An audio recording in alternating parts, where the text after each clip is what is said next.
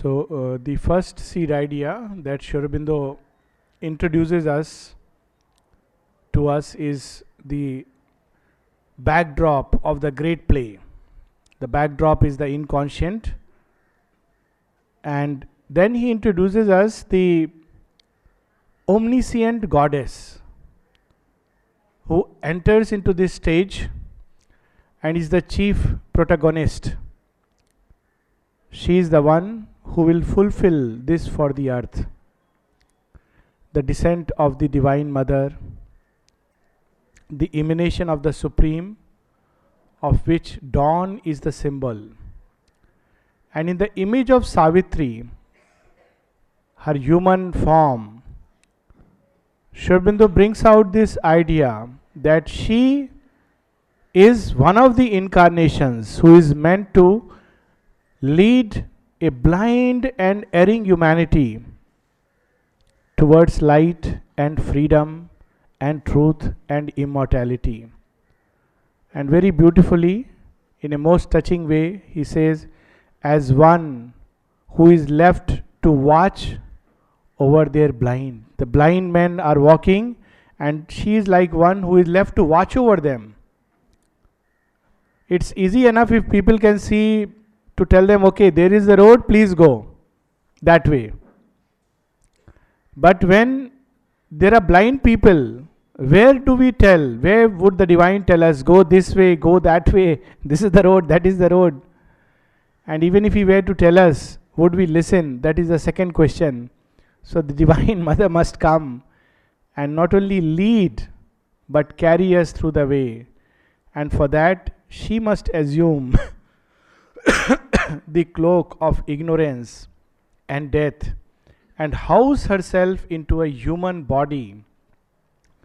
Now this seed idea is developed at several places, but one of the places where Aurobindo speaks about it very forcefully is page 275.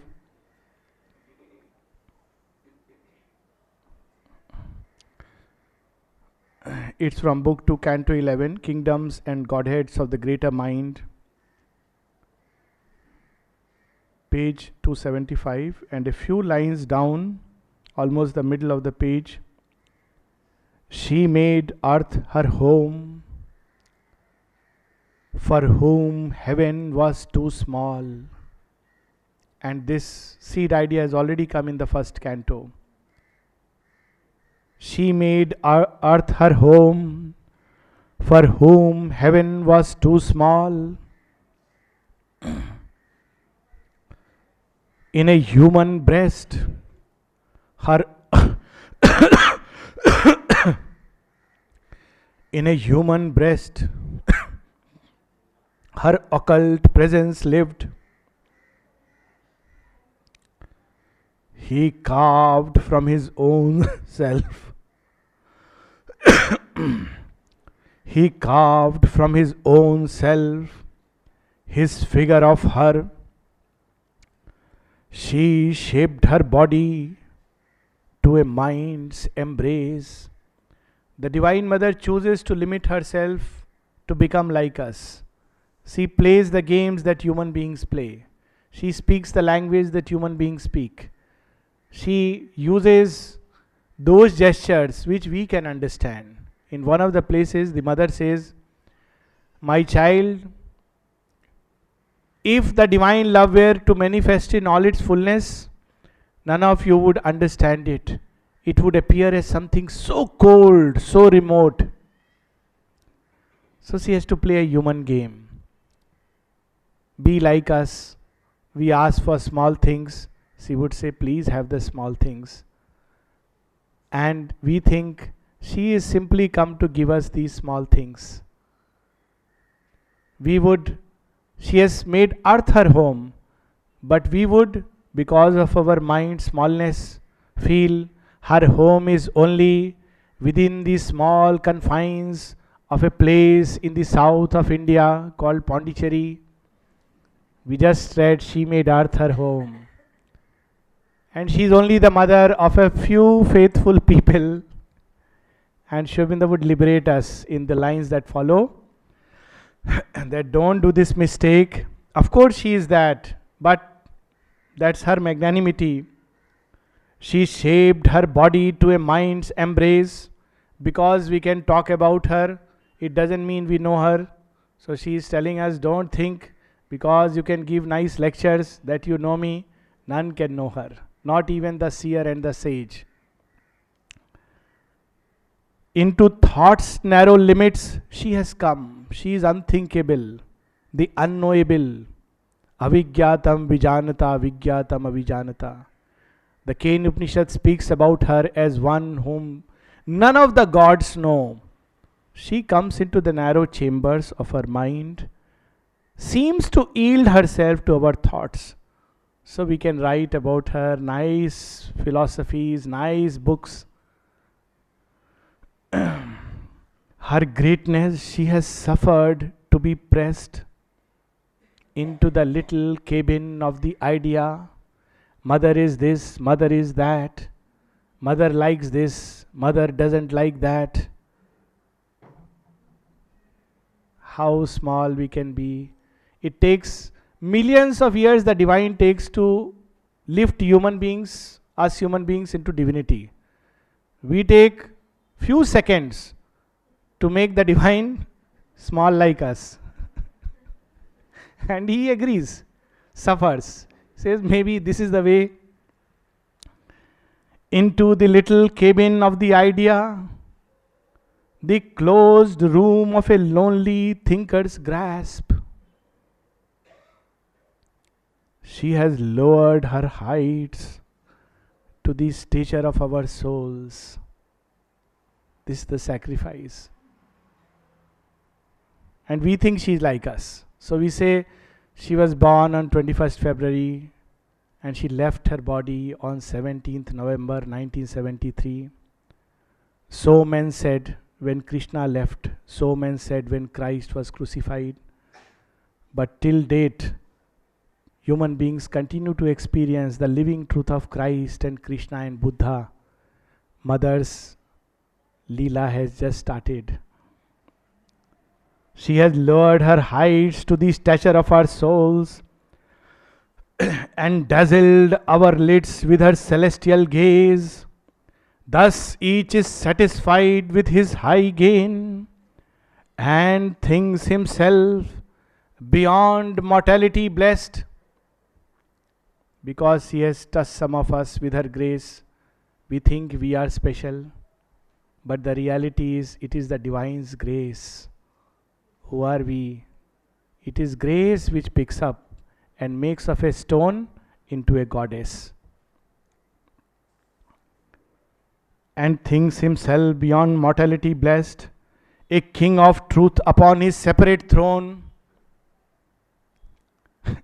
Everything he has foreseen and written.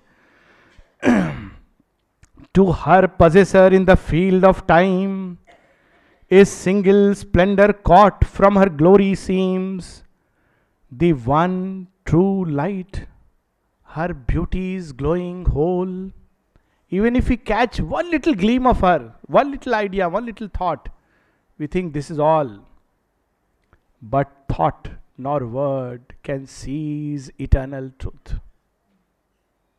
Na yamatma pravachane na bedha na bahuna shrutena yamaveshe vranute ten labhyastashesh atma vivranute tanuswam. But thought nor word can seize eternal truth. Elsewhere he says, this light comes not by struggle or by thought. In the mind silence the transcendent acts, and the hushed heart hears the unuttered word. The whole world lives in a lonely ray of her sun. In our thinking's close and narrow lamp-lit house, the vanity of our shut mortal mind. People had the audacity to judge Aurobindo, his writings, his philosophy, the truth he brought vis-a-vis their private personal opinions. And Aurobindo, like a little child. He is replying, responding. He is not saying, I am the divine, just listen to me. He is replying to us patiently, page after page after page.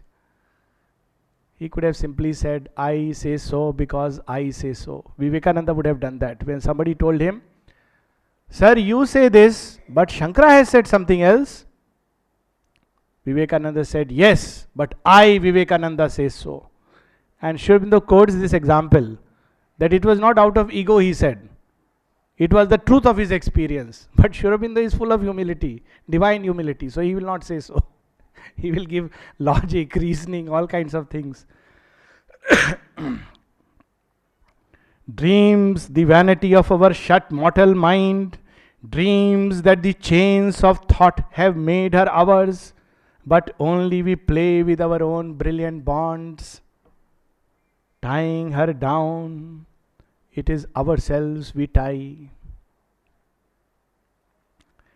In our hypnosis by one luminous point, some experience the strength of the mother, some experience the delight of being with her, some experience her love, some her wisdom which flowed, and each one according to himself. We see not what small figure of her we hold. We feel not her inspiring boundlessness. We share not her immortal liberty. Lest we think it is only for us, but there are seers and sages and saints. They know her. So Sri Aurobindo tells us, thus is it even with the seer and sage. Who is she, Aditi? The one consciousness force of the Supreme. For still the human limits the divine. So what we should do in that case? We can't understand, we can't grasp the mystery. Here is something we can do. This is the yoga he chalks out for us. Savitri does the yoga. What we have to do? Now he'll tell us. Out of our thoughts, we must leap up to sight. Breathe her divine, illimitable air, her simple, vast supremacy confess. Dare to surrender to the Absolute. So simple. Just know that she is all, everything. If there is something in our thoughts which seems to be other than what she is saying, let this thought be thrown miles, miles away. She says so, so it is true. She will reveal in time to come what is the truth behind it. Dare to surrender to her Absolute. Then the unmanifest reflects his form in the still mind as in a living glass. The timeless ray descends into our hearts, and we are wrapped into eternity. For truth is wider, greater than her forms. 1,000 icons they have made of her, and find her in the idols they adore. But she remains herself and infinite. So this is Savitri is waking up. Sri Aurobindo has given us a hint. Don't think she looks like us, but she has come for a much greater work. She has come to share the cosmic load of pain. And therefore, don't judge her by our human standards.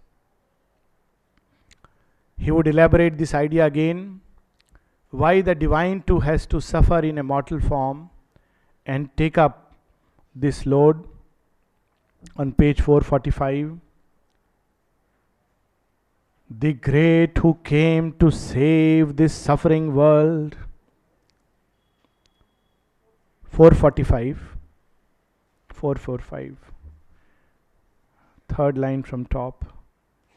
the great who came to save this suffering world and rescue out of time's shadow and the law, must pass beneath the yoke of grief and pain. Because human mind thinks if she is divine, why is it that the mother also have to go through illness?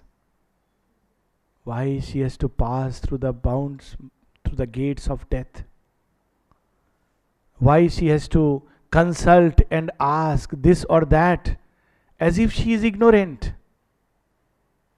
What is this law? So here Aurobindo is telling us, it's interesting, she has to go away when she comes from, this touches at a very personal level something very beautiful. The mother came in 1914, we all know she goes back and comes back in 1920. The mother recounts about this experience and says, if only once he said, stay back, I would have stayed. Look at her surrender. If only once. I was just waiting to hear from him this one word. Stay. She goes back. Now one may wonder, she is divine, she is omnipotent. Why is she to go back? Because the First World War came. Well, if she wouldn't go back, how would the divine know what human beings experience when they have to go away from a place, from the company, from the nearness of the divine beloved? So she knows what it means to come and go. She has felt the pang and she has taught us how to surrender. This is the example. She passes beneath the yoke of law and fate. How will he know what it means to be ill? How will he know what it means to confront death, to confront fate as an ignorant human being? Coercing my Godhead, I have come down into this sordid earth, ignorant, laboring, human grown, twixt the gates of death and birth. How beautifully the divine has to bear all this.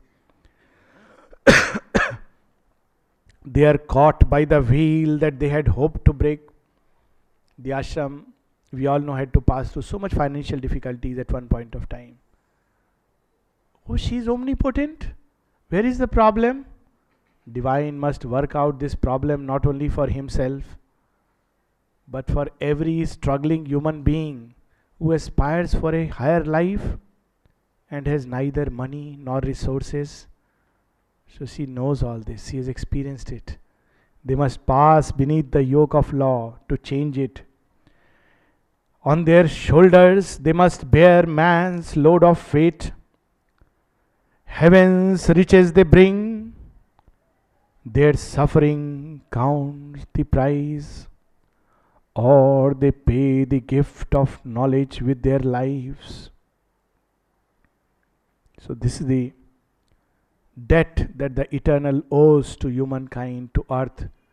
And by coming here, he wipes elsewhere, and here also down below, Aurobindo will, in a beautiful image of Christ, reveal why even the divine has to face the pang of death and bleed and hang like a helpless creature. That does not reduce and diminish his divinity, it makes it even greater. So this is another idea which comes through the divinity of Savitri and the struggle with inconscience and the work for the earth. Now a question may arise, okay, the divine has come and there is the inconscience. But why can't the drama be little simple? Why can't it be like this? Divine is omnipotent, so what if it is inconscience? Why not he just says, let it be over, and it gets over? Aurobindo tells us, when somebody asked him about divine omnipotence, he says, you have queer ideas of divine omnipotence. If the divine were to use that omnipotence right away, not only inconscient will dissolve, every form will perish. Because Who will bear that weight of the divine omnipotence? It's said that when all this, the ashram was attacked at one point of time, and mother was holding back all her children from rushing into the fray. After some time, she said, "Okay, take charge." And when she was asked, "Why did you ask people to stay back?" she would say, Kali had come and she said, "I will destroy all this falsehood." And she's seeing falsehood not only in the other camp, but everywhere. Hard is the world redeemer's heavy task. The world itself becomes his adversary. His enemies are the beings he comes to save. So, if the divine were to really push his weight rather, then world would break down. Sri Aurobindo, long back in his early writings in Bande Mataram, says that what will happen if if a weak person picks up the gada of Bhima, the mace of Bhima. We think by this gada by this mace we can destroy Duryodhana. He said that will happen later, may or may not happen. The first thing will be that this mace will fall upon him and he will be crushed under his weight.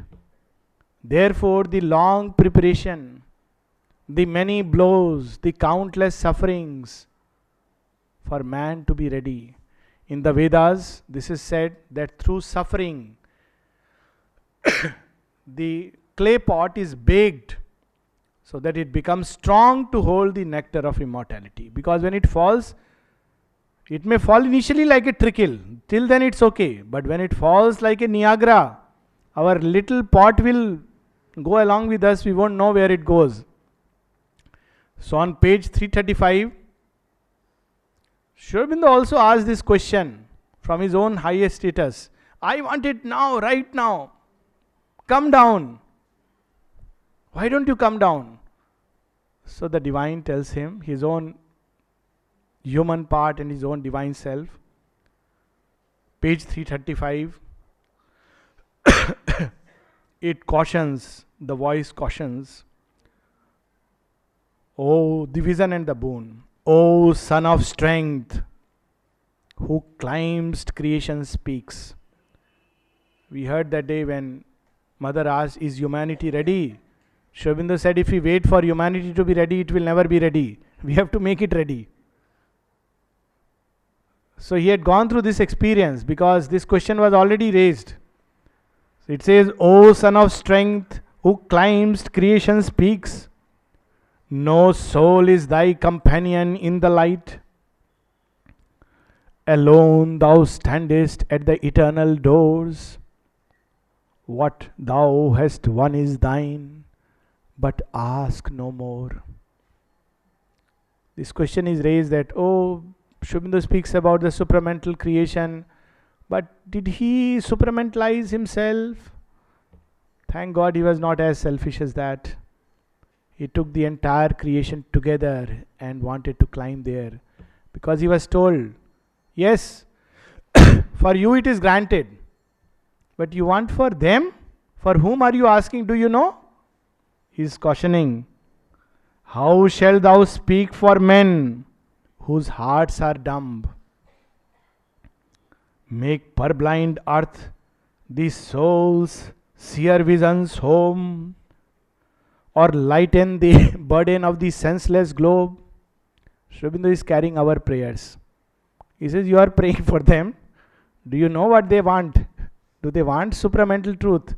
Do they want delight? Ask them what they want. So what do you want, sir? A comfortable life, a nice life, a happy life. My children should be settled well. My wife should never trouble me. My husband should look after me. These are the things I want. That is delight. No. There is something greater. We will keep it for the next life. So here he is saying,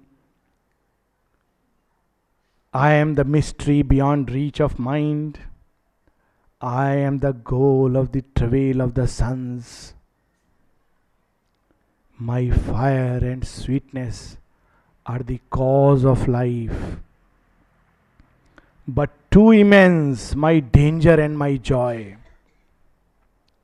It's not so easy as that, oh, supramental will come and we'll wake up one day and we'll find all of us golden.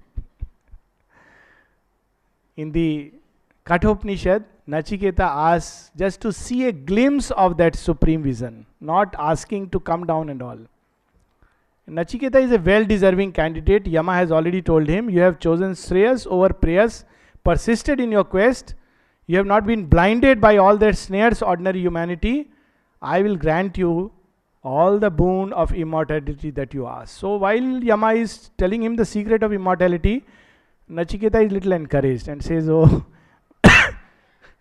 how about granting me a vision of the Supreme? So Yama says, look, boy, I have given you enough. Don't ask for this. You know what you are asking for? Na tatra suryo bhanti, na chandra tarakam, nema vidyuto bhanti, kuto yam agni. Where do you have the fire to stand before that light? You know what is that grand vision? I will tell you. The sages and heroes are meat, and I, death itself, am a spice in his banquet. You want to have a vision of that? Are you ready? One fellow in far back times, Arjuna, tried it. And you know how shaken he was? Shattered to the core of his heart. He said, please take away this warmth. Bring back your sweetness. Reduce your intensity of light. Too bright it is. So here, awake not the immeasurable descent. Speak not my secret name to hostile time. Man is too weak to bear the infinite's weight. Truth born too soon might break the imperfect earth. So he says, you know, there is a big danger in this. So Sri Aurobindo says, oh, now I see. That is the danger. Okay, I have a way out. I will become the body of this earth. Let the descent come and I will receive it. Let my body be shattered to pieces. Like Shiva standing in the pathway of the Ganges. Bhagirath, he invokes the Ganges, and the Ganges say, I will come. But you know the earth, purifying flame of Ganges, it will melt. So Shiva holds it in his locks, releases it slowly. And even then it penetrates into the earth and becomes Patal Ganga. So here we are talking of something much, much greater.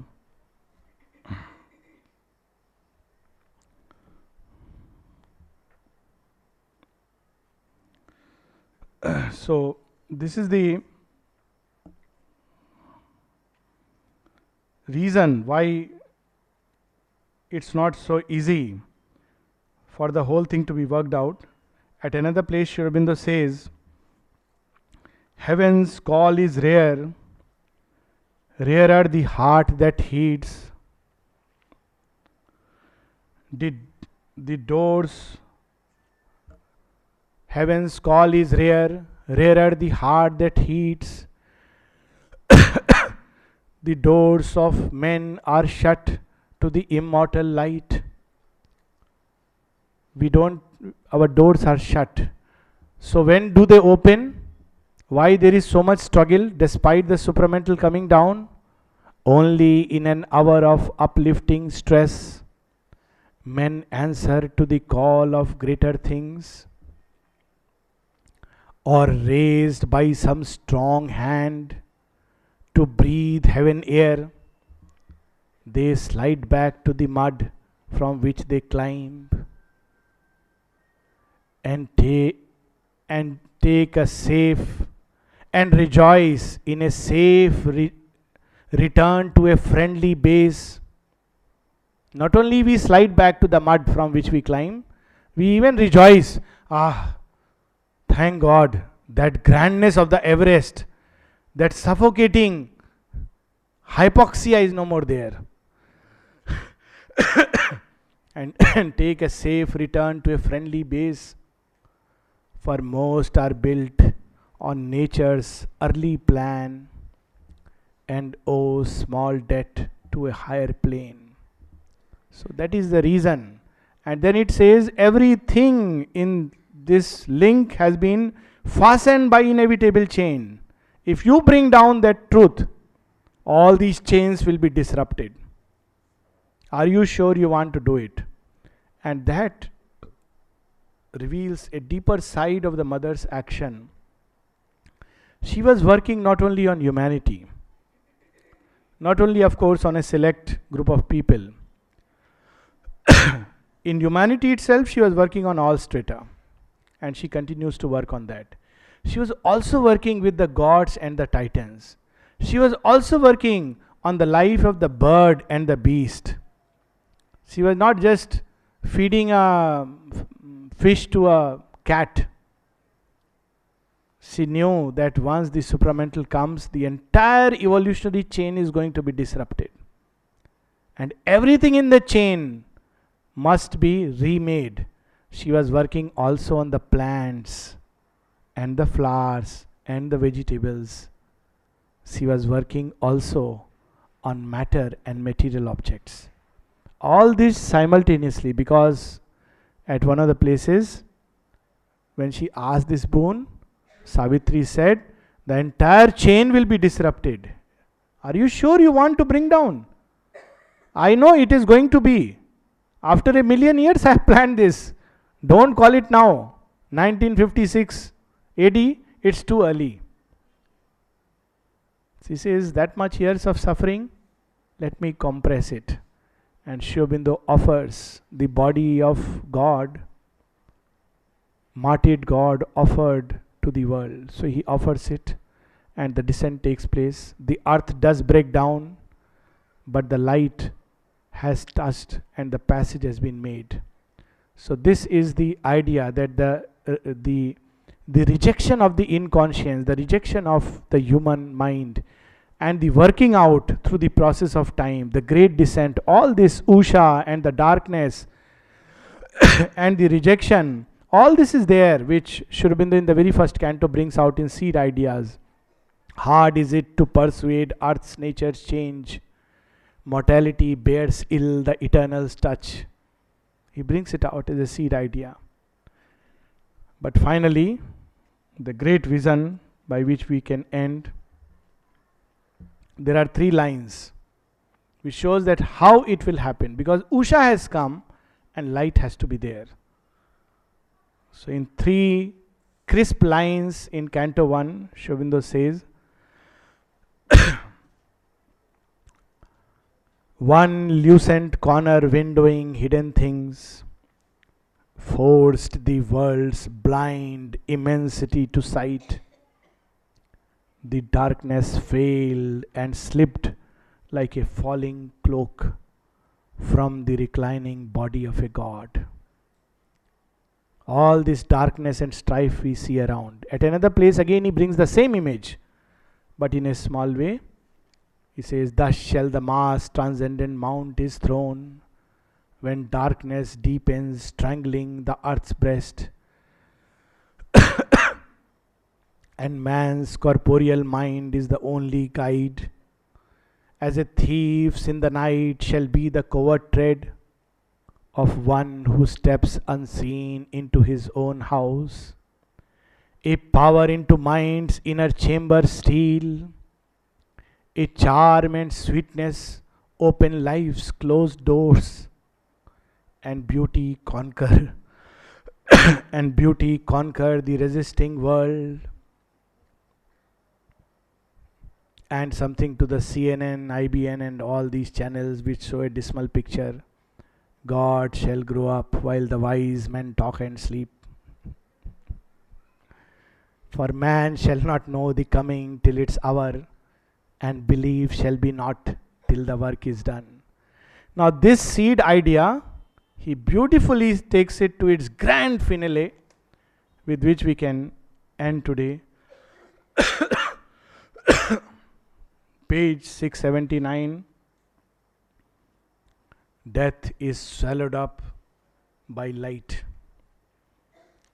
Fire eats up, licks it with its tongue, and death tries to retreat into hell, which we see it doing now. It's trying to find some safe base in the house of the politician, in the house of the, no, gundas are not so bad. Whatever. In all these places it is taking retreat. But it's being licked up. So after death is licked up, what stands in its place? In the first canto he says, and darkness and darkness slipped like a falling cloak from the reclining body of a god. And we could continue those two lines with this. Transfigured was the formidable shape. His darkness and his sad, destroying might, abolishing forever and disclosing the mystery of his high and violent deeds. His secret splendor rose, revealed to sight. Where once the vast embodied void had stood, all that we see today, darkness, nothingness, everything collapsing towards chaos.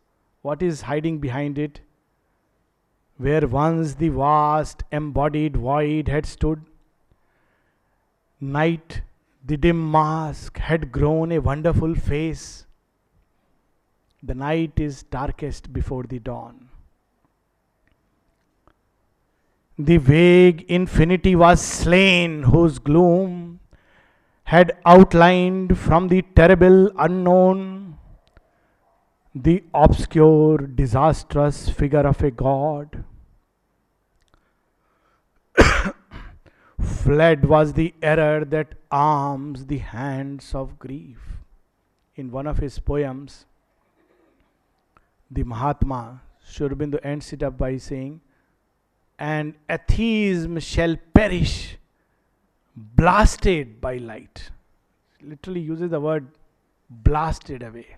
Here he is using a very beautiful, fled was the error that arms the hands of grief. Grief comes because of error and ignorance.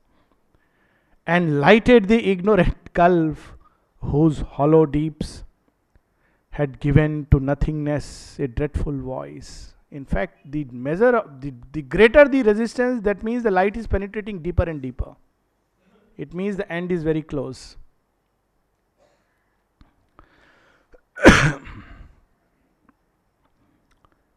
A few lines below. Next line. As when before the eye that wakes in sleep is opened the somber binding of a book. So what will be the revelation like? Yes, as if when you open the eye and a nightmare has passed. Illumined letterings are seen which kept a golden blaze of thought inscribed within. A marvelous form responded to her gaze, whose sweetness justified life's blindest pain. This is the justification of all our pain.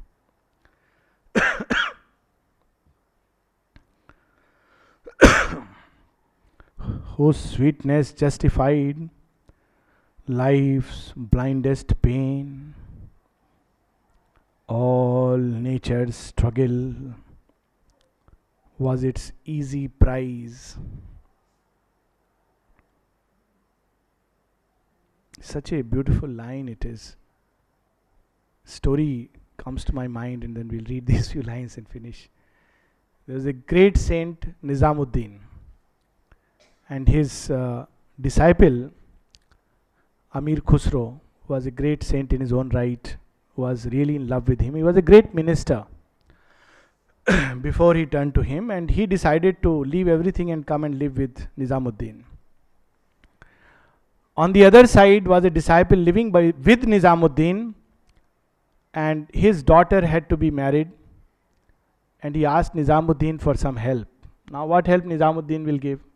He has nothing. So he took out his sandals and gave it to him. He said, this is my possession, I will give it to you. If this will help you, use it. So the disciple has a doubt in his mind. Lord is playing a cruel joke with me. My master is playing a cruel joke. Anyways, he loves him, so he carries the sandal with all the burdening thought of his daughter's marriage. And he is going from Nizamuddin's place across the deserts with all this anxiety. On the other side, Amir Khusro is carrying all his caravan. He was a minister, so he did a whole caravan of so much of riches and gold and everything. And with all this, he is coming to Nizamuddin to greet him and offer him. The two disciples meet. One who lived with him and returning back, the other going to live with him, and they greet each other. So Nizamuddin asks, what is it you are carrying and where do you go? With an anxiety-laden voice, he says, I go to my daughter's marriage, but I don't know how I'll marry her. I have nothing with me. I asked my master for help, and all that he could give me was this pair of sandals. So Amir Khusro says, oh, you are carrying my Lord's sandals? Will you give them to me? He says, yes, but they aren't worth much. He says, take all this that I am carrying with you. Take it for your daughter's marriage. I just want these sandals. So he takes those sandals, carries them on his head and reaches to Nizamuddin. Everything he has left behind, given as a gift. So when he goes to Nizamuddin, who knows all this, he says, so, what have you brought for me? He says, Master, I have brought back your sandals. Please take them. Your feet will hurt. So the master asks him, was it very expensive? And Amir Khusro replies, I got them very cheap. I got them very cheap. So this is the beauty of inner life. And Aurobindo is telling us not only about a little loss and the great gain, but an entire pain of creation is justified, because at the end of it, the master of nature waits for us. This is one of his words. All nature's struggle was its easy prize. The universe and its agony seemed worthwhile.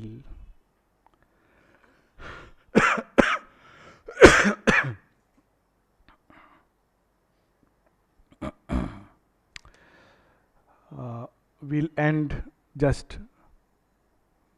flick on to the next page.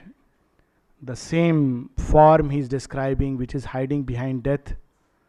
And we'll just read about 7-8 lines and end with that. Page 680, 4-5 lines below. It's a continuation of the same vision. For whom all this pain is worthwhile and everything is an easy prize. All grace and all and glory and all divinity were here collected in a single form. All worshipped eyes looked through his form, looked through his from one face. He bore all godheads in his grandiose limbs. An oceanic spirit dwelt within, intolerant and invincible in joy, a flood of freedom and transcendent bliss. Into immortal lines of beauty rose. In him the fourfold being bore its crown, that wears the mystery of a nameless name. The universe writing its tremendous sense in its inexhaustible meaning of a word. In him, the architect of the visible world, at once the art and artist of his works, spirit and seer and thinker of things seen, Virat, who lights his campfires in the sun.